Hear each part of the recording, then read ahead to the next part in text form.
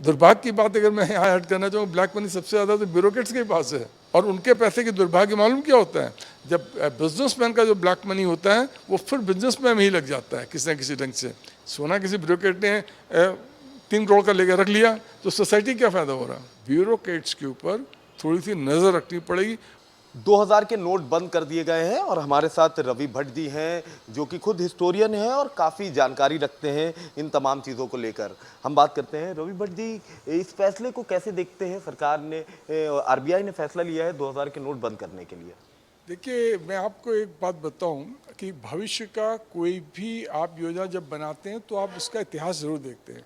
तो अगर हम ऐतिहासिक परिप्रेक्ष्य में इस घटना को देखेंगे तो हम ये पाएंगे कि ये कोई पहली बार नहीं हुआ।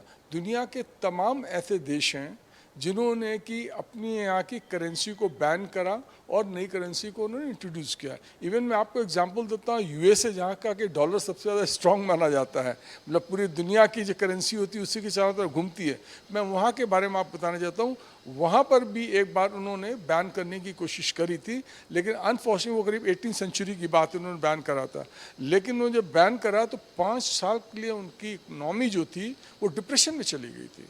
लेकिन उसके बाद जब वहाँ पर प्रेसिडेंट निक्सन हुआ करते थे, Richard Nixon, and that was in 1969, तो रिचर्ड निक्सन ने भी करा था।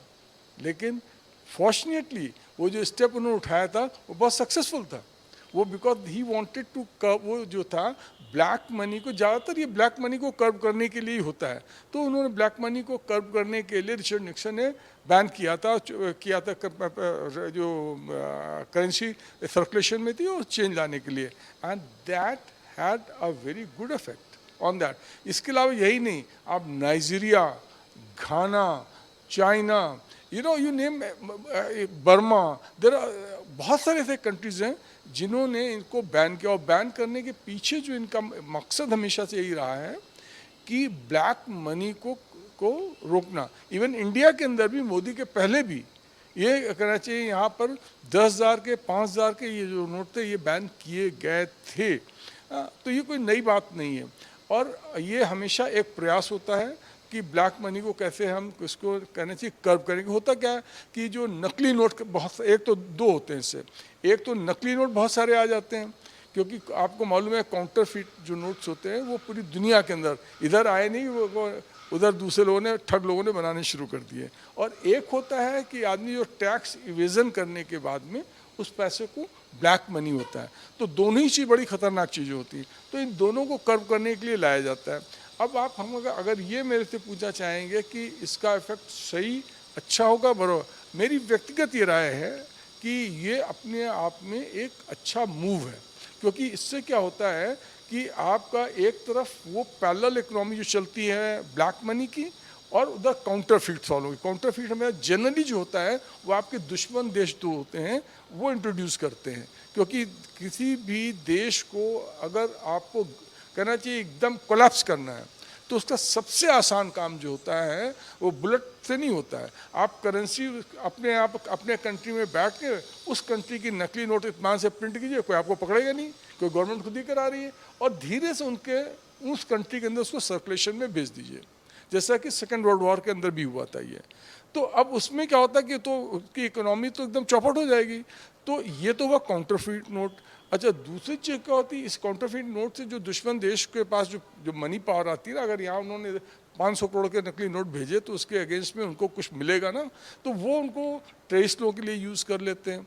यहाँ पर दूसरा हुआ जो ब्लैक मनी जो होता है किसी भी कंट्री के अंदर टैक्स इवेजन से जो आता है वो भी अपने आप में खतरनाक। तो इनको कर्व करने के लिए किसी भी गवर्नमेंट के पास इसके अलावा कोई दूसरा रास्ता होता नहीं है कि जो सर्कुलेटिंग करेंसी है उसको बंद करके नई करेंसी को इंट्रोड्यूस किया जाए। And this has happened always in the history.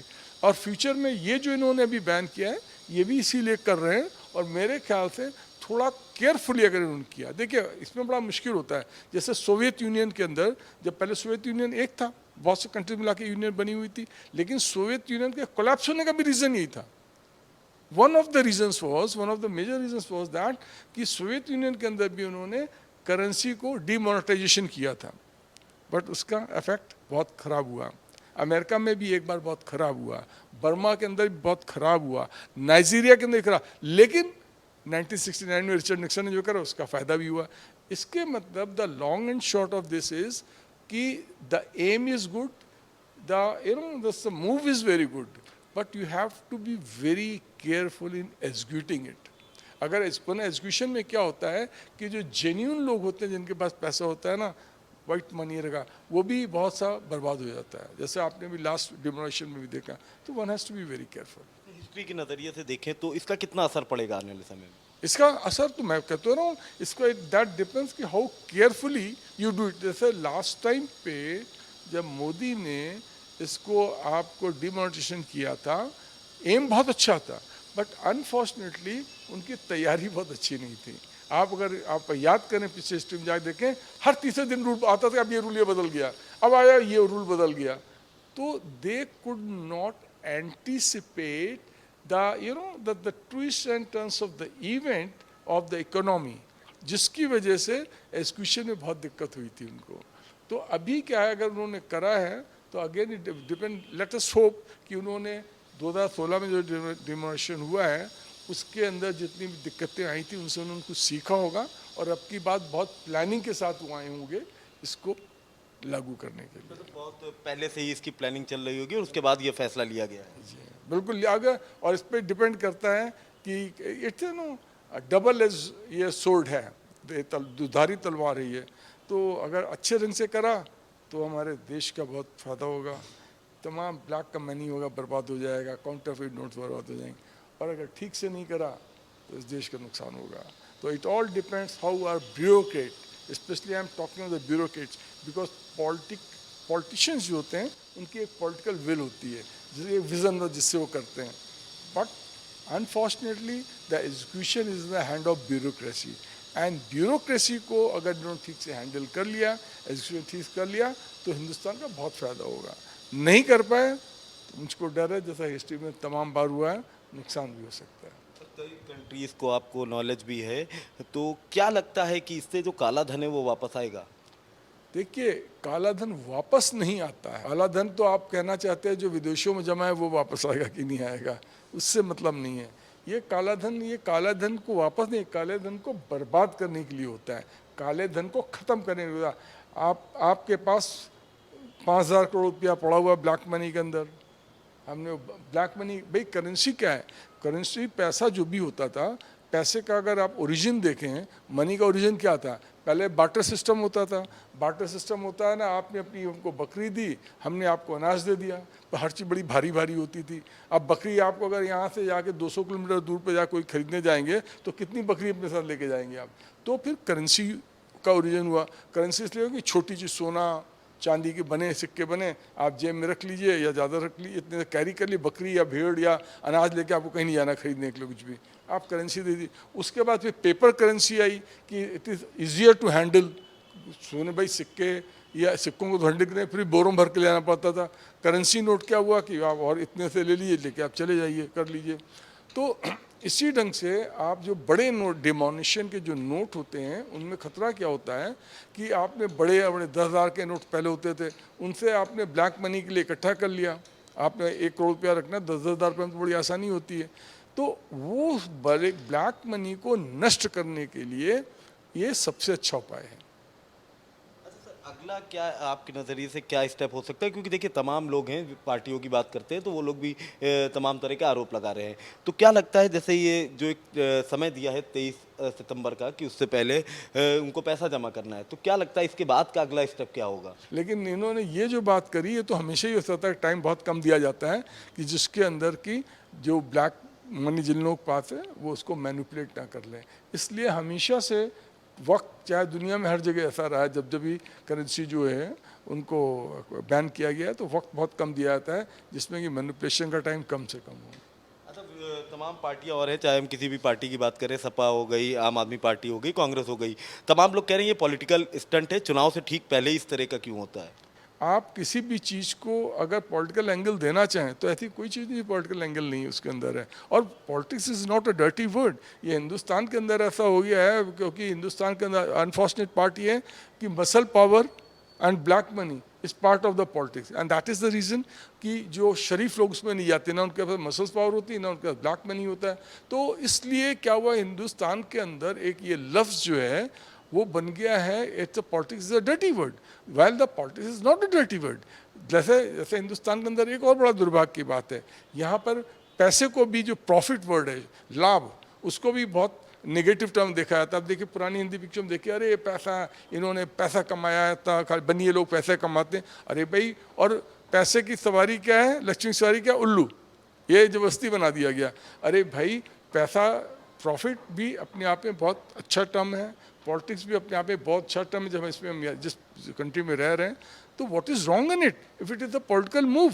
हाँ, it is wrong if it is with the ulterior motives हैं। अगर आपके मोटिव्स गलत हैं, अनएथिकली आप दूसरी पार्टी को टॉपल करना चाहते हैं, अननेसेसरली आप दूसरी पार्टी को कहना चाहिए डिफेम करना चाहते हैं, then it's a dirty move with quality of politics. तो सोसाइटी में भी होता है। अगर आप ये मेरी बैक बाइटिंग कोई कर रहा है बैठ के किसी और रीज़न से, if you are a journalist and other journalist is backbiting, you कह रहा है आपकी स्टोरी को खामखा के लिए कह रहा है, इनकी अरे स्टोरी बेकार की है या गलत है या अनफाउंडेड है, तो वो तो हमेशा गलत, झूठ होगा। But if it is a political, it is a political move. Why not to accept it? It is a political move and it's a good political move. मैं तो कहूँगा बिल्कुल होना चाहिए ये। दिस इज अगर if you ask my personal opinion, I will say that it should be a regular feature after every certain period. It can be 5 years, it can be 10 years, whatever period. And you know, all of us, it should be done. So the counterfeit currency should not be in circulation, number one.